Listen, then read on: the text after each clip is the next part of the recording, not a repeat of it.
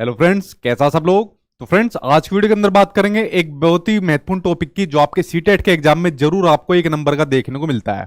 कभी कभी तो ऐसा आपके 2 नंबर आपको देखने को मिलते हैं। जिस टॉपिक की मैं आज बात कर रहा हूं उस टॉपिक का नाम है आपका लेव वाइगोत्स्की की थ्योरी, लेव वाइगोत्स्की का सामाजिक सांस्कृतिक सिद्धांत यानी कि सोशल कल्चरल थ्योरी, जो आपके लेव वाइगोत्स्की ने आपके दी हुई है। ठीक है, एक क्वेश्चन तो आपका सीडीपी के अंदर आता है यहां से आपके लेव वाइगोत्स्की से संबंधित। उसके अलावा जो आपकी लैंग्वेज होती है, चाहे आपने XYZ कोई भी लैंग्वेज ली हो, हिंदी हो, इंग्लिश हो, संस्कृत हो, उर्दू, कुछ भी हो, तो वहां पर भी आपका लेव वाइगोत्स्की से संबंधित क्वेश्चन आता है। जो इन्होंने भाषा के संबंध में जो बातें कही थी वो चीज पूछी जाती है। तो मान के चलिए 1 नंबर कंफर्म आपके एग्जाम में आना है और 2 नंबर भी आपको अपने एग्जाम में देखने को मिल जाएंगे आपके लेव वाइगोत्स्की से संबंधित। तो चलिए आज की वीडियो को मैं स्टार्ट करता हूं। जितनी वीडियो है आज के अंदर बस इतने पॉइंट को आप लोग जान लेना, इससे बाहर मुझे नहीं लगता आपको अपना पेपर देखने को मिलेगा। बाकी जो मैंने आपको अपने नोट्स दे रखे हैं उसके अंदर आप लोग क्वेश्चन आंसर की प्रैक्टिस करना, सभी का आंसर आप लोग इजीली दे दोगे आज की थ्योरी को समझने के बाद। तो चलिए मैं क्लास को स्टार्ट करता हूं। साथ ही जो बच्चे नए आए वो चैनल को सब्सक्राइब कर लेना, क्योंकि आपके एग्जाम तक ये आपकी क्लास चलती रहेगी। आज आपका टॉपिक नंबर 9 है। इससे पहले के टॉपिक आप लोग देख सकते हो, प्लेलिस्ट बनाई हुई है, वरना यूट्यूब पर सर्च मार लिया करो जिस भी टॉपिक के बारे में आपको पढ़ना है। जी सभी को good evening, good evening, good evening, love you. हाँ ठीक है, सभी को गुड इवनिंग। अब करते हैं चैप्टर की शुरुआत। ठीक, मैं ठीक हूं, आई होप आप लोग सब ठीक होंगे। देखिए बात करें अगर लेव वाइगोत्स्की की, आप लोग फोटो के माध्यम से देख रहे हो, तो लेव वाइगोत्स्की ने दिया था अपना सामाजिक सांस्कृतिक सिद्धांत। इस सिद्धांत के ऊपर बाद में पढ़ेंगे, पहले थोड़ी सी बेसिक जानकारी जानिए कि लेव वाइगोत्स्की आपके रूस के मनोवैज्ञानिक थे। जो आपके टेट के एग्जाम होते हैं खासकर वहां पर ये क्वेश्चन काफी पूछा जाता है। सीटेट में भी पहले देखने को मिल जाता था, बट सीटेट में अब आपके कंसेप्चुअल अंडरस्टैंडिंग पर आधारित आपके क्वेश्चन देखने को मिलेंगे, समझ पर आधारित क्वेश्चन देखने को मिलेंगे। इसलिए आज की वीडियो को अच्छे तरीके से समझना, पूरी की पूरी थ्योरी आपको बहुत अच्छी तरीके से समझ में आ जाएगी। ठीक है, तो लेव वाइगोत्स्की आपके रूस के मनोवैज्ञानिक थे और इन्होंने ही अपना सोशल कल्चरल थ्योरी यानी कि सामाजिक सांस्कृतिक सिद्धांत दिया था। अब इन्होंने अपने सिद्धांतों में क्या बात बताई थी उनके ऊपर जरा एक एक करके नजर डाल लेते हैं, ध्यान से समझना। देखिए जो इन्होंने सिद्धांत दिया था वो ये सिद्धांत बताता है कि जो बच्चा होता है वो अपने समाज यानी जो सोसाइटी होती है और अपनी जो उसकी संस्कृति यानी कल्चर होती है उससे इंटरेक्ट करके सीखता है। बिल्कुल सही बात है भाई। जैसा आप लोग भी बच्चे थे, मैं भी बच्चा था, तो हमने कोई भी चीज सीखी अपने कहां से सीखी। जैसे मान लीजिए हमने अपनी मदर टंग सीखी, मातृभाषा सीखी। जैसे मेरी मदर टंग हिंदी है, तो मैंने अपनी मदर टंग कहां से सीखी, अपने परिवार यानी अपनी फैमिली से सीखी। तो मेरा परिवार भी क्या है, जहां से मैंने अपनी मदर टंग सीखी, ये भी एक सोसाइटी का आपका पार्ट है। ठीक, उसके अलावा मैंने स्कूल से व्यवहार सीखा, घर के अंदर व्यवहार सीखा, दोस्त यारों से बात करने का तरीका सीखा, कम्युनिकेट करने का तरीका सीखा। तो अब मैंने जितनी भी चीजें सीखी वो अपने समाज से, अपने कल्चर से सीखी। आप लोग भी जो आज लेव वाइगोत्स्की की थ्योरी सीख रहे हो, कौन सिखा रहा है, मैं सिखा रहा हूं। तो मैं भी आपका क्या हुआ, मैं भी एक समाज का पार्ट हुआ। तो हम लोग आपस में क्या काम कर रहे हैं, इंटरेक्ट करके सीख रहे हैं। तो टीचिंग लर्निंग प्रोसेस कैसा चल रहा है हमारा, आपस में इंटरेक्ट करके चल रहा है। तो ये वाली बात बिल्कुल सही है कि बच्चा अपने समाज से, अपनी संस्कृति से इंटरेक्ट करके सीखता है, चाहे बच्चे का व्यवहार हो, चाहे बच्चे की भाषा हो, चाहे बच्चे का XYZ कुछ भी तरीका हो। तो ये वाली बात इन्होंने अपने सिद्धांत में कही थी। तो यहां पर एक कंक्लूजन, एक निष्कर्ष निकल के क्या आ रहा है कि जो सामाजिक अंतरक्रिया होती है, जब बच्चा इंटरेक्ट करके सीखता है तो सीखने के बाद फिर क्या होता है, बच्चे का विकास होता है। देखिए मैंने आपको जीन पियाजे की थ्योरी बताई थी, कॉग्निटिव डेवलपमेंट थ्योरी बताई थी, तो उसके अंदर मैंने क्या बताया था कि जीन पियाजे कहते हैं कि पहले बच्चे का विकास होता है और उसके बाद उसकी लर्निंग होती है। पियाजे साहब क्या कहते हैं, जो जीन पियाजे है वो कहते हैं कि पहले बच्चे का विकास होता है और उसके बाद क्या होती है, लर्निंग होती है, यानी कि अधिगम होता है, यानी बच्चा सीखता है। पहले इन्होंने विकास की 4 अवस्थाएं बताई थी आपकी, pre operation, sensory motor, pre operational, concrete और फॉर्मल। जैसे जैसे बच्चे का विकास होता रहता है वैसे वैसे वो चीजें सीखता जाता है। बट इन्होंने कहा कि बच्चा पहले सोशल इंटरेक्ट करके चीजें सीखता है और बाद में विकास होता है। मतलब अपोजिट यहां पर धारणा देखने को मिलेगी। आपके एग्जाम में कई क्वेश्चन पूछे जाते हैं जीन पियाजे और वाइगोत्स्की के जो बीच में डिफरेंस देखने को मिलता है, अभी आपको वीडियो के एंड में और आपको देखने को मिलेंगे। ठीक है, तो आप लोग समझ गए लेव वाइगोत्स्की की बात कि बच्चा जो होता है अपने समाज से, अपनी संस्कृति से इंटरेक्ट करके सीखता है और उसके बाद फिर उसका बच्चे का विकास होता रहता है। ये वाली बात इन्होंने अपने सिद्धांत यानी कि सामाजिक सांस्कृतिक सिद्धांत में कही थी। आप लोग देख भी रहे हो कि बच्चा इनके सिद्धांत से पता चल रहा है, सोशल कल्चरल थ्योरी यानी सामाजिक सांस्कृतिक सिद्धांत, बच्चा अपने समाज और संस्कृति से इंटरेक्ट करके सीख रहा है। ये वाली बात इनके सिद्धांत खुद ही कह रहा है। ठीक, चलिए बढ़ते हुए आगे, और कौन कौन से कंसेप्ट है जो इसके सिद्धांत के अंदर कहे हुए हैं उनके ऊपर एक बार नजर डाल लेते हैं। देखिए वाइगोत्स्की के दो महत्वपूर्ण कंसेप्ट है, जिनमें से पहला है आपका जेडपीडी, जिसको कहा जाता है जोन ऑफ प्रोक्सिमल डेवलपमेंट, समीपस्थ या निकट विकास का क्षेत्र, यानी विकास के जो नजदीक का क्षेत्र है उसकी बात करता है आपका जेडपीडी। अब इसको ज्यादा ध्यान से समझना, एक ही बारी में आप लोग समझ जाओगे। देखिए एक होता है वास्तविक विकास जो रियल डेवलपमेंट होता है, और एक होता है आपका संभावित विकास। तो वास्तविक विकास और संभावित विकास के बीच का जो डिफरेंस होता है, जो अंतर होता है, वो होता है आपका जोन ऑफ प्रोक्सिमल डेवलपमेंट। अब ये कैसे होता है, देखिए ध्यान से समझना। जैसे मान लीजिए सीटेट के एग्जाम में आप सभी को पता है कितने नंबर चाहिए पास होने के लिए। तो सीटेट के एग्जाम के लिए आप सभी को 90 नंबर चाहिए होते हैं पास करने के लिए, ठीक है। कैटेगरी वालों की बात नहीं कर रहा मैं, सभी की बात कर रहा हूं, जनरल वालों की। तो सीटेट में पास होने के लिए 90 नंबर चाहिए। बट आप लोग जो भी मॉक टेस्ट प्रैक्टिस कर रहे हो, या किसी ने पहले भी सीटेट का एग्जाम दे दिया हो, बेचारा फेल हो गया हो, तो उसके नंबर मान लीजिए किसी के 80 आ रहे हैं, किसी के 81 वगैरह आ रहे हैं, तो इतने नंबर लेकर आ रहा है। तो उसके बाद क्या हुआ, उसको एक सपोर्ट दी गई। सपोर्ट किसकी दी गई, सपोर्ट मिली उसे उसके सचिन सर की, कि सचिन सर की जो क्लास है उसको डेली अटेंड करो, और साथ के साथ जो सचिन सर के नोट्स है उनको अच्छे तरीके से पढ़ जाओ, आपका एग्जाम जरूर पास हो जाएगा। तो जब बच्चों को सपोर्ट मिली तो धीरे धीरे बच्चे का ग्राफ बढ़ता गया, और अपना बच्चा एग्जाम को क्वालिफाई कर गया, यानी जो एक स्कोरिंग जो आपका एरिया था बच्चा उसको क्रॉस कर जाता है। तो देखिए जो बच्चे का यहां पर रियल डेवलपमेंट था, जो वास्तविक विकास था, वो कितना था, वो यहां पर था 80 81 जो भी वो नंबर लेकर आ रहा था, ये बच्चे का वास्तविक विकास था। संभावित विकास कितना चाह रहा था कि 140 तो लेकर ही आने हैं मुझे, और उसके बीच का जो अंतर है यही आपका जोन ऑफ प्रोक्सिमल डेवलपमेंट है, समीपस्थ विकास का क्षेत्र है।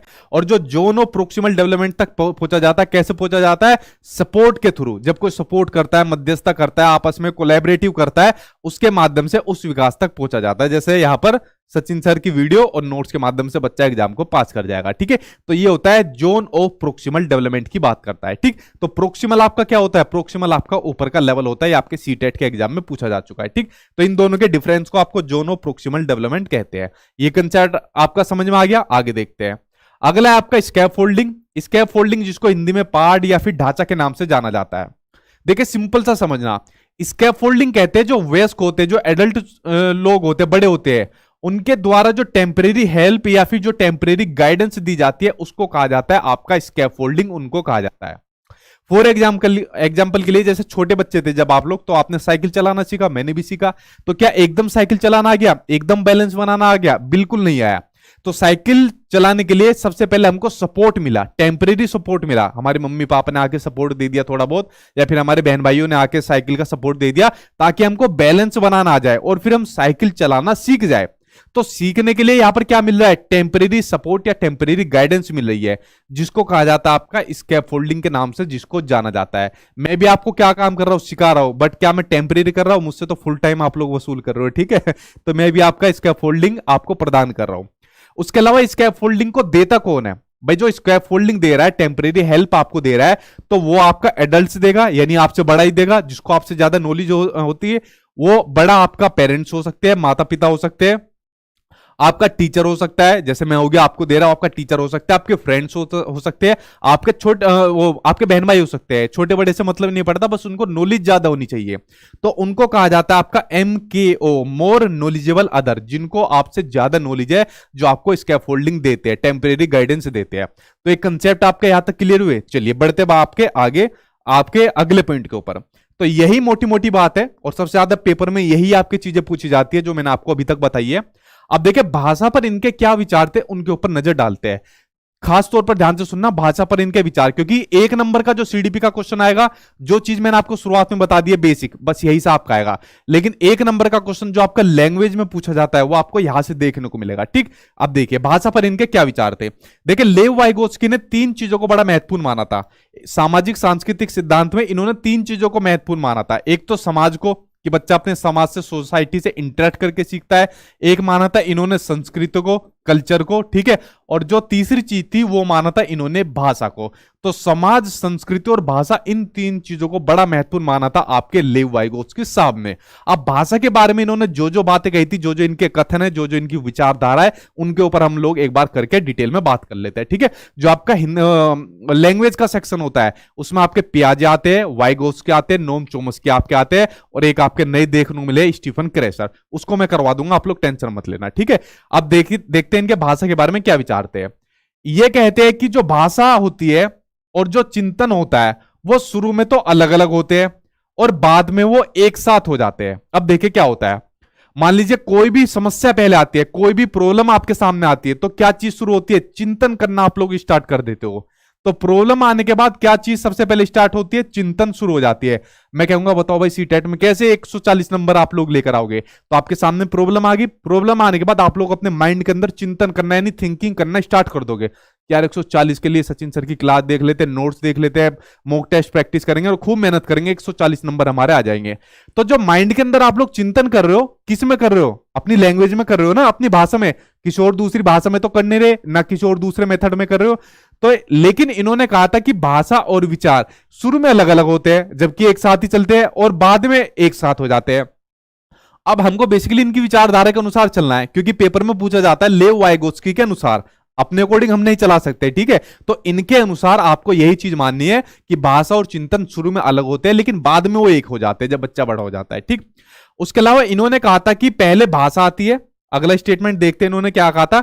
वाइगोत्स्की ने कहा था कि पहले तो भाषा आती है और बाद में विचार आता है, जबकि जो इनके अपोनेंट थे जीन पियाजे साहब, तो जीन पियाजे ने कहा नहीं आप गलत बोल रहे हो, ठीक है, ये बात गलत है। पियाजे ने कहा था कि भाई पहले विचार आता है बच्चे के माइंड में और विचार के बाद फिर भाषा आती है। एक दूसरे की काट करने पर ये दोनों के दोनों लगे रहते थे और इसका फायदा जो सीबीएसई वाले वो काफी उठाते हैं यहां पर एग्जाम में क्वेश्चन देने पर, ठीक है। तो इनके जो भाषा और विचार है उसमें डिफरेंस देखने को मिलता है, इनकी आइडियोलॉजी के अंदर डिफरेंस देखने को मिलता है। एक कहता है पहले भाषा आती है उसके बाद विचार आएगा, ठीक। दूसरा कहता है नहीं पहले विचार आएगा और उसके बाद भाषा आएगी। तो ये डिफरेंस इनके अंदर देखने को मिलता है।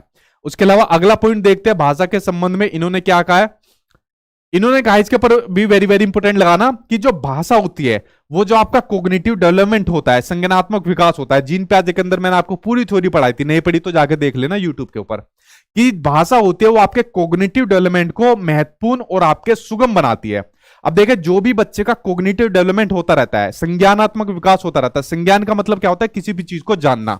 भाई जब आप लोग छोटे बच्चे थे तो आपको पता चला ये मेरा परिवार है, ये मेरी मदर टंग है, ये मेरा स्कूल है, ये मेरा कल्चर है, ये मेरा धर्म है, ये मेरी जो मेरा एरिया है, तो उसके बारे में आपको सारी नॉलेज होती गई। और जैसे जैसे आप बड़े होते गए आपको पता चलता गया भाई मुझे अपना फ्यूचर बनाना है, टीचर के लिए कैसे तैयारी करनी है, ये मेरे सचिन सर है। तो इस तरीके से आपका एक संज्ञानात्मक विकास होता जा रहा है। आपके माइंड के अंदर चीजें स्टोर होती जा रही है, इंफॉर्मेशन स्टोर होती जा रही है, ठीक है। तो यही आपका संज्ञानात्मक विकास। तो जो आपके माइंड के अंदर ये संज्ञानात्मक विकास हो रहा है, क्या बिना लैंग्वेज के पॉसिबल है? आप लोग खुद सोच कर देखिए, क्या बिना लैंग्वेज के आपका संज्ञानात्मक विकास हो जाएगा? बिल्कुल नहीं हो जाएगा। सोचो अगर मैं बोलूं ही ना, अपनी भाषा का प्रयोग ना करूं, तो संज्ञानात्मक विकास हो पाएगा? लेव वाइगोत्स्की की थ्योरी को आप लोग समझ पाओगे? नहीं समझ पाओगे, ठीक है। कुछ गधे मत बोल देना सर किताब पढ़ लेंगे, ठीक है, थोड़ा यहां पर समझना। तो इसलिए भाषा को बड़ा महत्वपूर्ण माना गया है कोग्निटिव डेवलपमेंट के लिए। तो कोग्निटिव डेवलपमेंट के लिए इसको बड़ा महत्वपूर्ण माना गया है और इसको फैसिलिटेट बनाती है, सुगम बनाती है, इसको सरल बनाती है। और उसके अलावा कोग्निटिव डेवलपमेंट को एक गाइड भी करती है कि भाई इसी तरीके से अपने माइंड के अंदर आप इंफॉर्मेशन को स्टोर करिए। तो ये कुछ महत्वपूर्ण पॉइंट थे जो आपके एग्जाम में पूछे गए थे, जो मैंने आपको बता दिए कि भाषा से संबंधित जो इनके विचार थे। अब इसी के अंदर एक आपकी बड़ी महत्वपूर्ण पॉइंट देखने को मिलता है जो आपकी लेव वाइगोत्स्की थी, जिसका नाम था प्राइवेट स्पीच, जिसको निजी संभाषण या निजी भाषण या फिर आंतरिक भाषा कहते हैं। इंग्लिश में नाम याद कर लेना अपना, प्राइवेट स्पीच। जब पिछली बार आपका सीटेट का एग्जाम ऑनलाइन हुआ था तो सीबीएसई वालों ने एग्जाम्पलर डाला था। एग्जाम्पलर इसलिए डाला था कि भाई देखो जो हम क्वेश्चन पूछेंगे ना, अब अपने रटने रटाने वाले क्वेश्चन नहीं पूछेंगे, अब आपके समझ पर आधारित क्वेश्चन पूछेंगे। तो वहां पर एग्जाम्पलर के अंदर उन्होंने प्राइवेट स्पीच से संबंधित क्वेश्चन डाला था और उसका आंसर दिया था सेल्फ रेगुलेट। अब वो कैसे दिया था उसका मैं आपको बताता हूं। देखिए आपको इसके नाम से समझ में आ रहा है, प्राइवेट स्पीच मतलब खुद की जो अपनी भाषा होती है वही भाषा होती है आपकी प्राइवेट स्पीच, यानी निजी भाषण, खुद का जो भाषण होता है। लेकिन आपको समझना जरूरी है इसके थ्रू। इसमें बच्चा क्या काम करता है, वो अपने ही कामों को डायरेक्शन यानी निर्देश देने के लिए भाषा का उपयोग करता है। वो कैसे करता है, देखिए अपने हाथ में फोन ले लिया, फोन लेने के बाद यूट्यूब खोला, how to crack CTET exam by Sachin sir, ठीक। तो यहां पर अपना काम भी कर रहा है, यूट्यूब पर सर्च भी मारा और बोल भी रहा है। तो बेसिकली अपने काम को डायरेक्शन देने के लिए, निर्देश देने के लिए जिस भाषा का प्रयोग किया जाता है वो होती है आपकी प्राइवेट स्पीच होती है, ठीक। जैसे मान लीजिए आज किसी को तोड़ने जाना है, पीटने जाना है, तो मन मन बड़बड़ा रहे भाई आप तो इसे छोड़ूंगा नहीं, 10 मुक्के इधर से मारूंगा, 10 मुक्के इधर से मारूंगा, तो अपने काम को डायरेक्शन दे रहे हो। आपके सीटेट के एग्जाम में काफी को एक क्वेश्चन पूछा गया है कि एक लड़की कपड़ों की तय बना रही है और तय बनाते बनाते वो अपना कुछ ना कुछ बोल रही है, ठीक है, तो वो यहां पर किस लैंग्वेज का यूज कर रही है, तो वहां पर अपने प्राइवेट स्पीच का यूज कर रही है, अपने काम को डायरेक्शन दे रही है, ठीक है, तो ये आपकी क्या होती है, आपकी प्राइवेट स्पीच होती है, ठीक। यहां पर आपको भाषा से संबंधित जो जो पॉइंट थे, जो जो इनके विचार थे, आई होप आपको समझ में आ गए होंगे, ठीक। आगे बढ़ते हैं।